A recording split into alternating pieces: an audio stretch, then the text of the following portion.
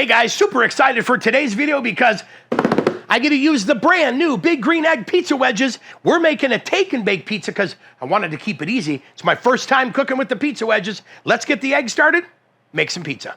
All right, we went ahead and filled the egg up with that beautiful Canadian maple charcoal. Now, we're gonna go ahead and hit the Eggcessory, get that fire started. Once we get a nice little bit of fire down there, time to turn on the fan, kick in the afterburners. Now, what we're gonna do is go ahead and bring this up to 200 degrees. At 200 degrees, I'll show you what we do next. All right, here we are right at 200 degrees. Time to add my Conveggtor basket, my Conveggtor, the grill grate, and the pizza stone. We're gonna add that all at once because now we're gonna bring everything up to temp together. Now that we have everything loaded, time to add the pizza wedges. So we'll slide that guy into place. We'll get this one into place like that. We've got everything set. We are good to go. Now we'll go ahead and close this, and I'll tell you what, we're gonna leave the top closed and we're gonna use the bottom now to adjust to today's cooking temp right at 450 degrees.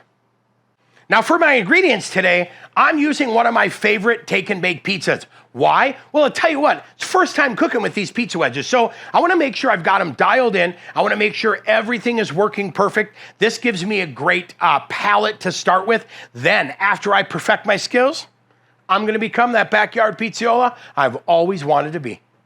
Okay, we just reached 450 degrees, but wait, we're not ready yet. Now that we've hit 450, we are going to go ahead and let it sit at 450 degrees for another 10 minutes to make sure the Conveggtor, the grill grates, the Conveggtor basket, and the pizza stone have all reached temperature. That is your chef's tip of the day.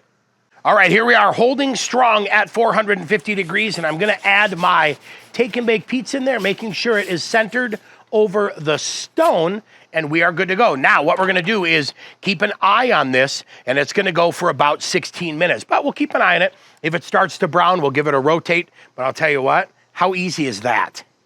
All right, so here we are 9 minutes in, and I started to see a little color. So now, time to check this, adjust it, and if we need to, rotate it a little bit. We'll keep cooking it now until the crust is set, the top is brown. We're good to go. Here we are right after 20 minutes, and oh my, look at that. All right, I'll see you in the kitchen. Time to cut, time to slice, time to eat pizza. 20 minutes, absolutely perfect charcoal fire pizza with the pizza wedges. Now, today we showed you how to cook on the pizza wedges, but if you're looking for more information on how to use those pizza wedges, be sure to stay tuned because that video coming up next. Now, the only question is, do I fold my pizza in half or do I just eat it?